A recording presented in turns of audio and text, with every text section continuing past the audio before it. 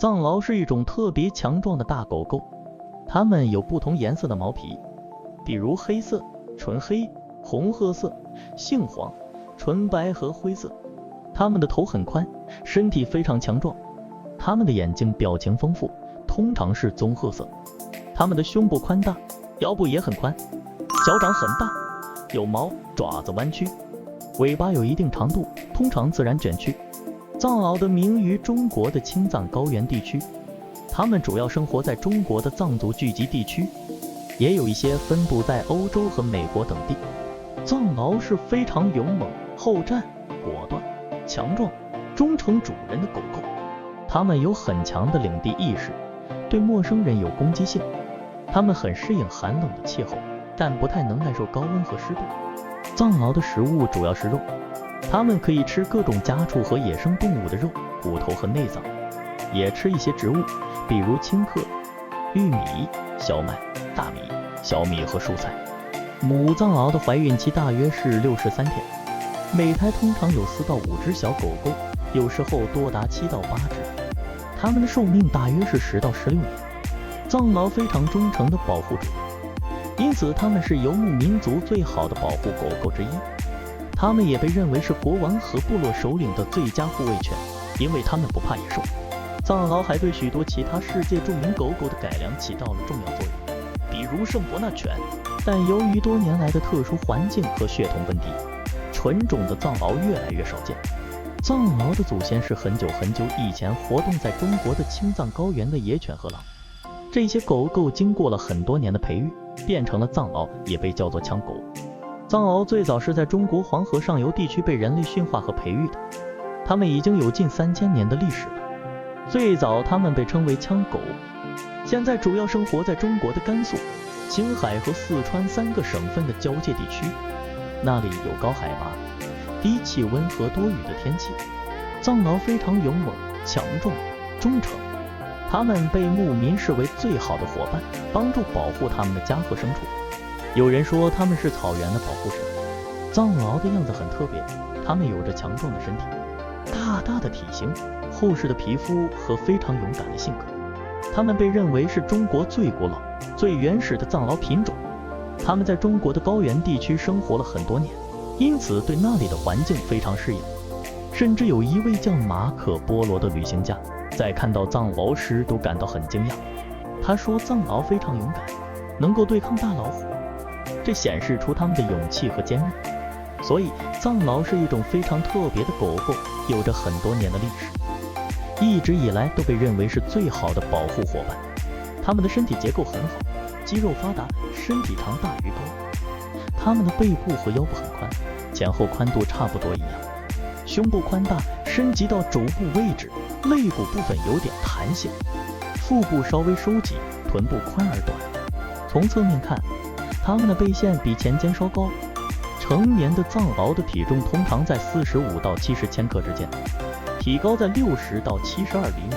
体长在70到82厘米。它们的头部很宽大、巨大、强壮，颈部有浓密的毛发，像一圈圈的皱纹，头顶稍微圆，宽宽平平的，嘴巴部分粗短而丰满，有点像方形，上唇贴在上颚，下唇部垂下来，牙齿强壮而整齐，像剪刀一样对合，耳朵下垂，紧贴在头两侧，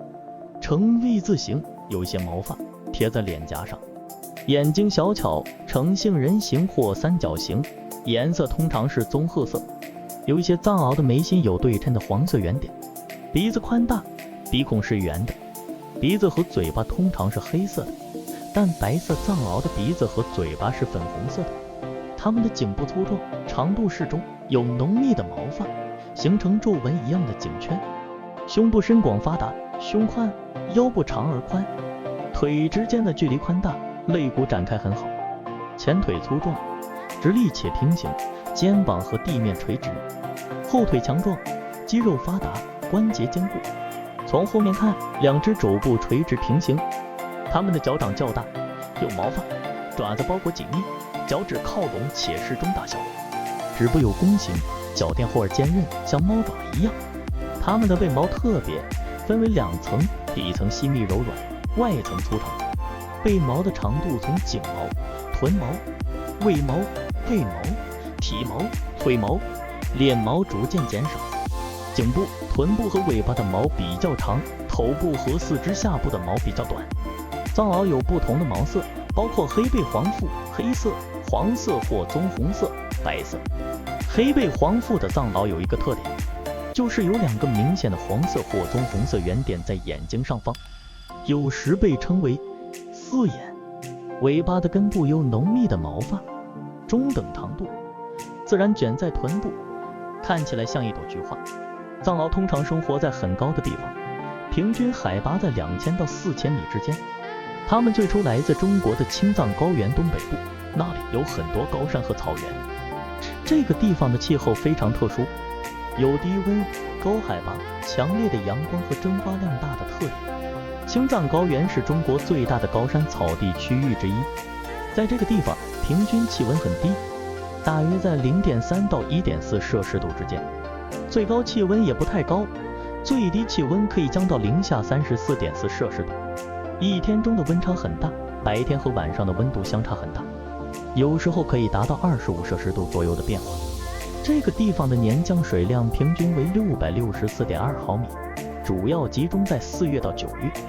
有时候在局部地区会下冰雹，冰雹会很大，有时候重达11.3克。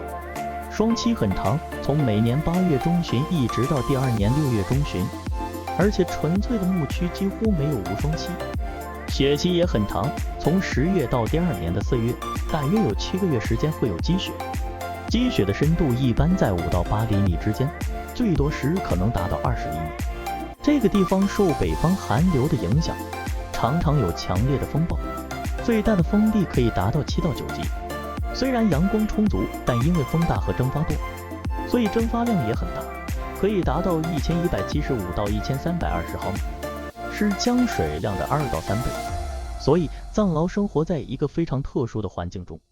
适应了这里独特的气候和地理条件。藏獒非常大，有强壮的身体，适应了高山的生活。它们的皮肤是深色的，这可以保护它们免受阳光的伤害。而且它们有很宽的胸膛，可以让它们呼吸更多的氧气，这对在高山缺氧的地方活动非常重要。所以它们在高山上奔跑、战斗时都非常有力量。在高山的牧区，藏族牧民通常会在白天把藏獒拴在一起，晚上再放开它们。这样做是因为藏獒更喜欢在夜晚活动，它们可以行走很远的路程，有时候可以走20千米，甚至覆盖50平方千米的区域。